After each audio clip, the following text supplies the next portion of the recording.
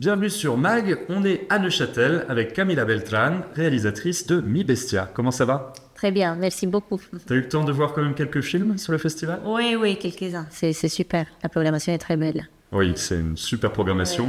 Moi, j'avais déjà eu envie de regarder ton film au Festival de Cannes. Je l'avais raté. J'ai eu l'occasion de le rattraper. J'ai tout particulièrement apprécié la proposition. Et je voudrais savoir déjà, je voudrais peut-être que tu puisses expliquer à notre public déjà quel est le synopsis du film et ce qui t'a poussé vers ce sujet si particulier du coming of age. Bon, donc le synopsis, donc ça se passe à Bogota dans les années 90, 96 spécifiquement.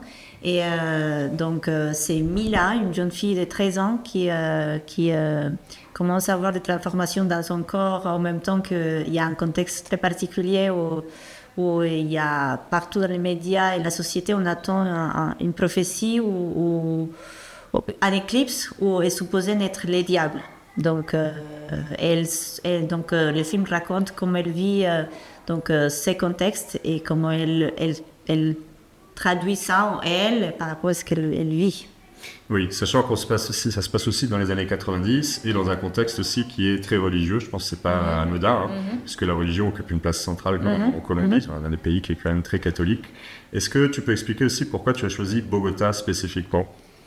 Moi, je suis née là-bas, j'ai grandi là-bas et puis c'est une ville très spéciale. L'autre jour, je lisais quand Garcia Marquez, on lui a demandé, lui qui a voyagé partout, quelle ville l'avait le plus marqué, et il disait toujours Bogota. Et donc c'est vrai qu'il y a quelque chose de très fort par la géographie et par le fait de tous les mélanges et aussi il y a quelque chose qui s'est produit là-bas entre les chaos et puis oui, c'est une ville où Il y a énormément de vie aussi là-bas. oui Je suis allé aussi. il y a quelque chose de très spécial et donc pour répondre à ta question que j'avais pas répondu là, c'est pourquoi parler de ce sujet. Moi, là, j'ai compris parce que c'est très intuitif, c'est-à-dire j'ai commencé à écrire écrire par rapport à l'atmosphère que j'avais dans ma tête, des petits événements, et après j'ai compris que finalement ce dont je voulais parler, c'est exactement le passage entre l'enfance et l'adolescence. Pas exactement un peu comme les coming of age, c'est l'adolescence, l'âge adulte, mais moi c'était un petit peu avant. C'est vrai. Et c'est vraiment le moment où l'enfant prend conscience du monde et ce monde, cette prise de conscience, ça amène quelque chose de... Ça ferme forcément, c'est-à-dire ça ferme un territoire des possibles qui est propre à l'enfance par rapport à l'imaginaire, par rapport à sa place, à la place qu'on peut avoir, qu'on peut imaginer, mais surtout par rapport aux autres. Et donc là, c'est spécifiquement, on parle d'une femme. Oui. Et donc, moi, je pense qu'il y a plusieurs choses à dire par rapport à qu'est-ce que ça veut dire devenir une femme dans une société pareille. Mais là, il y avait quelque chose de très clair par rapport à une liberté qui se perd. Et un enfermement, un monde qui propose pas une ouverture, mais au contraire, qui enferme. Et dans le cas de Mila, c'est vrai que c'est le fait de devenir objet de désir qui va La travailler. la travailler. Parce qu'il y a évidemment cette métaphore aussi de la Lune, hein, je veux dire, puisqu'il va y avoir cette pleine Lune, cette éclipse qui va arriver, qui symbolise aussi le changement. Et je voudrais revenir spécifiquement sur un aspect un peu technique du film, mais qui, moi, m'a beaucoup plu. Il y a pas mal de séquences qui sont filmées, j'ai l'impression, c'est-à-dire pas à 24 images par seconde, c'est-à-dire qu'il y en a légèrement moins, ce qui donne, à mon sens, un certain sentiment d'oppression du monde extérieur, tout particulièrement quand il y a la foule. Et je voudrais peut-être que tu parles de ce choix artistique assez expérimental, qui peut être un peu, pas clivant, mais en tout cas un peu spécial en fait au départ, mais qui je trouve est très intéressant. Oui, donc les filles, il n'y a pas, je pense qu'il n'y a que 2 plans ou 3 plans qui sont 24. Tous les restes, c'est soit en 16, 12 et 8. Et bon, c'était un sacré choix parce que parce que ça crée un effet. Donc, ça perturbe la perception et tout de suite, on comprend qu'on n'est pas dans la réalité. On n'est pas dans les standards. Et moi, en tout cas, toute l'équipe, on voulait que cette décision-là implique aussi le fait de amener les spectateurs d'une façon sensorielle à éprouver tous ces regards, toutes ces ambiances, cette atmosphère dans la peau de Mila, en tout cas, essayer d'amener ailleurs, donc de les amener ailleurs. Et donc, c'est d'abord ces choix qu'il fait. Donc, comme tu dis, c'est juste une sorte de, comment dire, de flou, de mouvement mais qu'on a travaillé en post-production. Par exemple, parfois, il y a des saccades à l'arrière-plan, mais pas sur elle, ou à l'inverse. Donc, tout ça, on a pu travailler, le mesurer. C'est très subtil.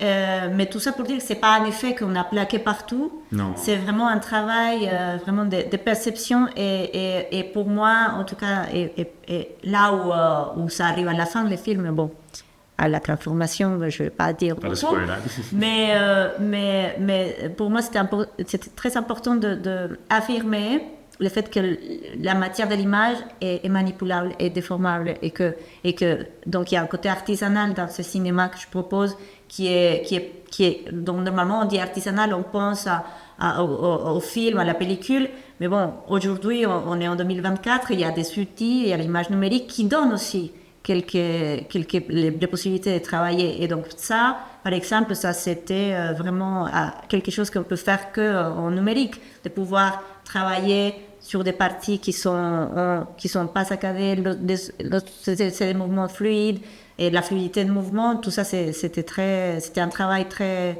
très subtil, mais que on a beaucoup profité, on a beaucoup on s'est vraiment dit il faut que tout ça soit vraiment travaillé en détail. Voilà. Et ça donne aussi un aspect qui est intéressant, c'est quand on supprime des images, l'œil va chercher à combler aussi les manques. Donc il y a une part aussi qui est donnée au spectateur, au sens qui donne beaucoup en fait à cette sensibilité. Et je trouve aussi que ça apporte quelque chose d'assez singulier, puisqu'en fait le film est extrêmement sensitif. Je trouve que ça symbolise aussi ces changements hormonaux aussi, quand on passe de l'enfance en fait à une jeune femme. Et il y a du coup un travail très important sur le sound design, c'est-à-dire sur le son. Je pense tout naturellement à l'une des premières scènes où tout de suite moi ça m'a frappé quand elle entre dans la voiture avec son père. Franchement, on entend carrément le cuir qui se craquelle, etc. Est-ce que tu peux nous expliquer le travail que vous avez fait du son qui, à mon sens, est extrêmement complémentaire de l'image? Oui. Donc l'idée, c'était amener la bande de son aussi loin qu'on a travaillé l'image.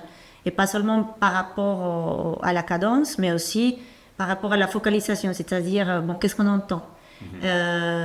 Et donc tout ça, ça impliquait aussi de désapprendre quelque part un peu les codes pas les codes, mais en tout cas les standards du cinéma où tout doit être presque au premier plan, tout doit être donc s'il y a quelqu'un qui parle, donc nous on s'est dit non, il y a la présence de ces corps du beau-père qui doit remplir l'espace et donc c'est pour ça que les cuirs sont là, sa respiration est là, parce que comme ça, il existe d'une façon autre que par ses paroles, ou par sa construction psychologique. C'est un peu le cinéma, on est habitué, surtout, je pense, avec les plateformes et tout ça, à avoir toujours une vision que psychologique par rapport à ce qui est dit, par rapport à ce qui est... Mais pas les corps. Et moi, je pense que c'était le travail du son, c'était l'idée de faire exister les corps autrement, par rapport à ce qu'on est en train de construire, elle, comment elle vit, cette personne qui s'impose à elle, qui la regarde d'une façon, et dans le cas du beau-père. Et puis après, le format en 4/3 aussi, ça permet d'avoir un autre champ sonore qui fait exister plein de choses qui ne sont pas visibles. Et ça produit qui a beaucoup plus d'enfermement parce que au niveau du son, on a tout un spectre très très large, alors que l'image elle réduit. Et donc, ça crée ce sentiment d'enfermement. C'est vrai qu'il y a ce sentiment d'enfermement d'un ratio, donc Kettel, c'est ça, et qui d'ailleurs était aussi le ratio du cinéma muet. C'est assez intéressant puisque l'héroïne n'est pas très bavarde. La communication, enfin, je veux dire, l'histoire passe effectivement par les cordes. Alors, je voulais rebondir encore une fois sur cette affaire de son. Il y a aussi un moment du film que j'ai trouvé symptomatique, qui est peut-être le moment de bascule total, pas seulement de quand on devient une femme physiquement, par l'arrivée des règles, mais ce moment où en fait elle va revoir son beau-père et il y a un bruit quasiment métallique quand elle marche. Je ne sais pas si c'est juste une impression de ma part, mais quand elle marche, cette fois-ci on l'entend, elle va aller rejoindre son compagnon, et il y a un bruit quasiment métallique comme de clé qui est beaucoup plus affirmé. Et je trouve qu'il y a cette bascule progressive du son où au départ elle le subit et puis après elle l'impose, entre guillemets. Ah, c'est bien que tu as préparé ça. Je trouve ça chouette. Non, c'est super. Oui, l'idée, c'est le temps, elle se transforme, et le son et l'image se transforment aussi. Et l'idée, c'était que c'est-à-dire on peut avoir la vision de la victime, parce qu'on parle d'une société qui est violente, qui s'impose à elle. Mais ce qu'on a voulu faire, c'est lui permettre d'avoir la possibilité de répondre à ça, de répondre avec son corps, avec son imaginaire, et pas subir, mais comme tu dis, s'imposer aussi. Ce qui est le propre aussi de devenir adulte. D'une certaine manière. Oui. Et puis, il y a aussi quelque chose que je trouve intéressant par rapport au ratio qui a été utilisé, c'est que du coup, les passages qui passent à la télévision sont très naturels. C'est-à-dire qu'il n'y a pas une transition qui est violente, comme ce qu'on pourrait avoir avec d'autres types de ratios. C'est-à-dire que, est-ce que c'était aussi un choix ça aussi, parce qu'il y a aussi le rapport à l'image, qui cette fois-ci a un discours rapporté par la télévision. C'est très bien vu aussi parce que au-delà du fait du 4 tiers pour tout ce que ça permet au niveau de sensation, il y avait aussi l'importance de pas séparer les mondes de la télé de l'électronique à elle. Et tout ça, c'est pour moi, ça a un rapport aussi à quelque chose que je veux dire par rapport aux images, comme tu dis, ce film, cette histoire se passe avant l'ère d'Internet. Exact. Et avant l'ère d'Internet, on avait un rapport complètement différent aux images. Et ça, c'est pas anodin. Ça construit beaucoup la réalité de chacun, plus que ce qu'on nous dit. Et donc, toutes ces images qui rentrent en elle, les informations sur la peur, sur le fait que là, il y a des filles qui disparaissent, il y a les telenovelas, il y a les diables, tout ça. Elle est complètement imprégnée de ça. Là, finalement, d'ailleurs, j'ai trouvé moi que c'était une croyance contre croyance. Il y a la religion d'un côté et la télé, c'est une autre forme de croyance. Puisqu'en fait, c'est vrai que le rapport à l'image qu'on a maintenant, quand on a une pluralité d'angles différents et un accès à l'information qui est immédiat, alors que l'information, c'est notre histoire, là, il y a vraiment ce côté où tout le monde, la télé est aussi omniprésente. Oui, mais elle reste ancrée à la maison. C'est-à-dire, elle n'a pas avec elle quand elle marche, quand elle a la possibilité. Et donc, dans l'humidal, c'est cette zone humide où elle rencontre quelque chose. Là, elle n'a pas ça. Elle est avec elle. Elle regarde. Et ça lui donne un pouvoir. Et ça vient de là. Ça vient de cette disponibilité. Ça vient de cet espace d'errance que malheureusement on n'a plus aujourd'hui. Oui, c'est vrai que ces petites fenêtres qui sont censées nous ouvrir sur le monde nous enferment, puisqu'en fait on les a constamment au quotidien. On voit maintenant de plus en plus de gens qui marchent dans la rue avec le téléphone dans la main. Alors que là, il y a toujours sur le côté aussi assez sensitif, il y a aussi un rapport à la nature. À chaque fois qu'elle va chercher à s'échapper, c'est dans la nature qu'elle va réussir aussi à s'apaiser. Il y a cet aspect-là. Et c'était important aussi, donc, dans le film, il y a ce rapport à la peur et donc ce qui est dangereux et ce qui est refuge pour elle, non? Donc il y a par exemple les chiens, donc cet espace que normalement, on a un peu insisté, mais bon, je pense que les gens de Colombie vont comprendre mieux. C'est-à-dire là, les zones humides comme ça, on n'a pas, surtout pas une jeune fille toute seule pour aller se promener, parce que c'est là, c'est les territoires du crime, dans l'imaginaire, ou peut-être en vérité aussi, parce que c'est des zones qui sont pas surveillées, parce on est plus vulnérable, on est plus proie.